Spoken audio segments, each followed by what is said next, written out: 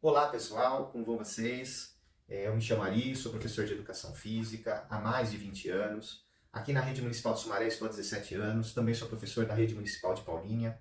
E desde que me entendo como professor, eu venho trabalhando com a cultura africana e afro-brasileira nas aulas de Educação Física. Esse percurso, ele não foi um percurso linear, né? Muito menos um percurso estático.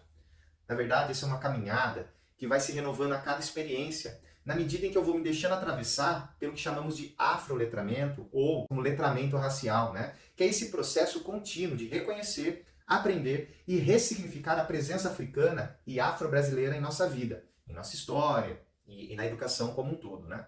No entanto, gente, trabalhar com esse conteúdo, no caso da educação física, eu acredito que vai muito além de aplicar jogos, danças ou lutas de matriz africana ou matriz indígena. Eu acho que o ponto-chave de um trabalho efetivamente voltado para essa epistemologia afro-brasileira, né, é enfrentar o racismo estrutural, que há séculos, né, vem invisibilizando tais saberes.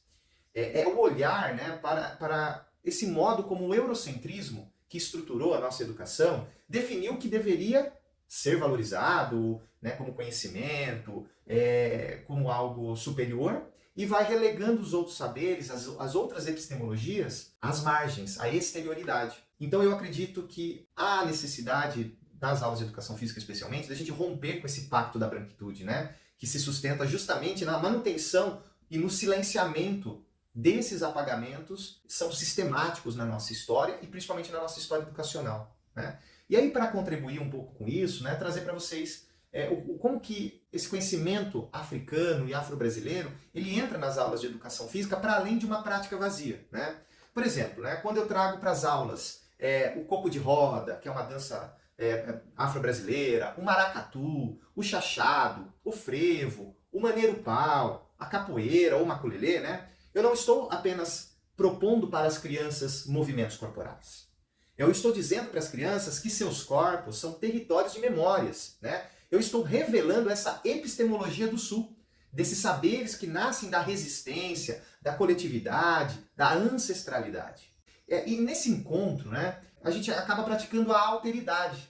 O que é essa alteridade, né? A gente aprende a olhar e respeitar o outro a partir das suas diferenças, reconhecendo a sua exterioridade e a sua dignidade. Eu acho que esse é o grande ponto num trabalho com a cultura africana e afro-brasileira. Por exemplo, né, com as crianças de primeiro e segundo ano, eu começo pelas atividades rítmicas e expressivas. Eu tenho feito nos últimos anos algumas atividades baseadas no trabalho de um vídeo viral que tem aí nas redes sociais, no YouTube e tudo mais, que é o Massacre Kids, que é um grupo de crianças africanas que acabou se tornando um símbolo dessa alegria, dessa potência que a cultura africana nos traz e que vai aos poucos, paulatinamente, rompendo com os estereótipos que se formam a partir da visão estreita que o nosso sistema educacional eurocentrado vai trazer em relação à cultura africana. Então, quando, por exemplo, na aula lá com as crianças pequenas a gente propõe um coco de roda, ou algumas brincadeiras cantadas, ou jogos diferentes dos povos africanos, a gente não faz isso só na perspectiva procedimental, seja o saber fazer. Mas as crianças são levadas a partir dos recursos educacionais que nós temos na escola, como lousa digital, ou eventualmente uma imagem, uma foto. Mostrar também os detalhes, né, como as roupas daquelas culturas, ou no caso da formação afro-brasileira, essa roupagem, essa musicalidade, os modos de vida, né, justamente porque a gente precisa romper com um estereótipo que se criou, principalmente por conta do racismo estrutural, que reduz, por exemplo, a África como um local que só tem pobreza e guerra. Ou as atividades de matriz africana que vão recebendo no Brasil uma conotação preconceituosa e que tenta deslegitimar essas culturas. Que elas são inferiores ou que elas se ligam com manifestações que provavelmente no imaginário social e cultural são coisas ruins, né? Porque tem muito disso e que no fundo se trata de uma violência, de um racismo que está estruturado e que muitas vezes impede o trabalho com essas culturas na escola. Outra atividade que eu acho que é muito interessante quando se trabalha com crianças de primeiro e segundo ano é introduzir algumas vivências relacionadas à capoeira, né?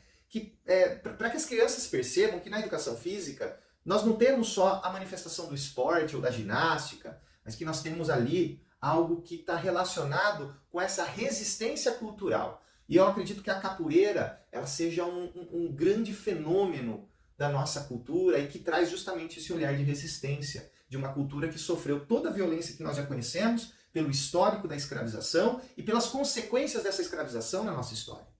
Já com os alunos de 3º a 5º ano, costumo me aprofundar nas abordagens. Então, por exemplo, na dança, as danças brasileiras como prevê o currículo paulista ou a BNCC. Então eu costumo levar para as aulas o maracatu, o chachado, o frevo, o maneiro-pau e outras manifestações de dança, que têm essa origem afro-brasileira.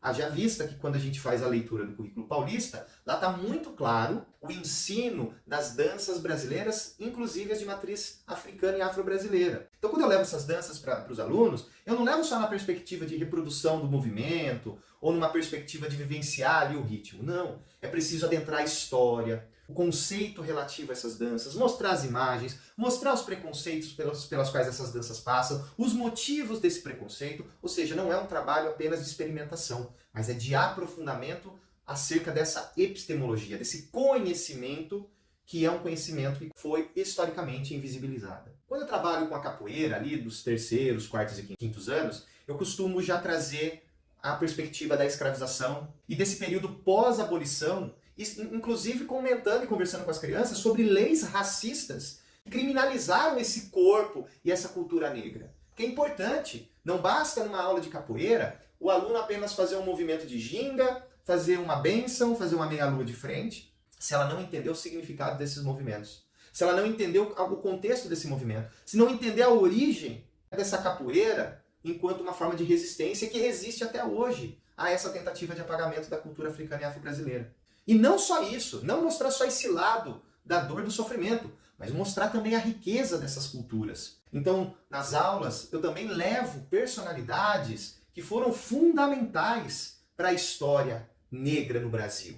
Então eu estou falando de capoeira, mas eu vou falar dos mestres, vou falar do mestre Bimba, vou falar do mestre Pastinha, vou falar do Besouro, vou falar do mestre João Grande, do mestre João Pequeno, que são mestres fundamentais para entender esse histórico, pelo menos contemporâneo da capoeira e do enfrentamento do racismo estrutural.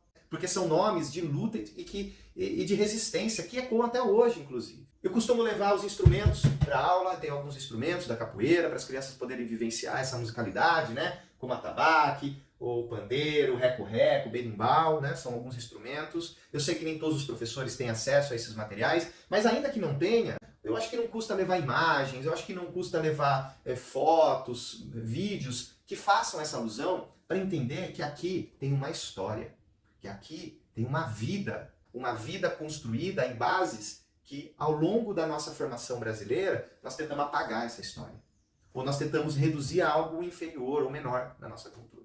Bom, pessoal, outro exemplo que eu posso trazer aqui para vocês de um trabalho dentro da perspectiva afro-brasileira e africana é quando a gente explora o maculelê ou brincadeiras e jogos da cultura africana, como a mamba, que é uma brincadeira de origem nigeriana, o terra-mar, o pega-bastão, de origem egípcia, o dagá, enfim, tantas brincadeiras que essas culturas têm a nos ensinar e que têm uma correlação estreita com os jogos e brincadeiras da nossa cultura popular. Afinal de contas, é preciso que as crianças entendam que muitas vezes essas brincadeiras que nós fazemos no nosso dia a dia, que as crianças fazem no dia a dia, ela tem uma origem, e essa origem é africana.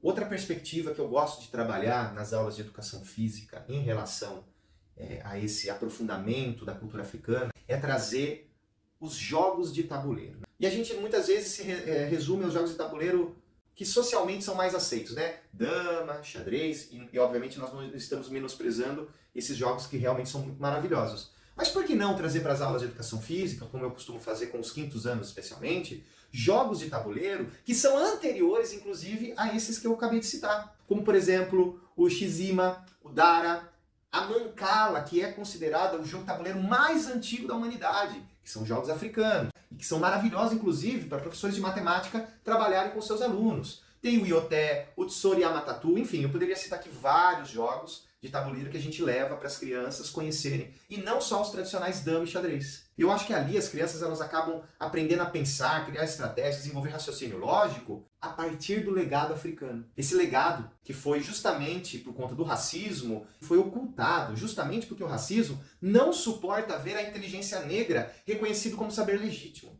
Todos esses trabalhos, eles acontecem nas 3 dimensões do conhecimento.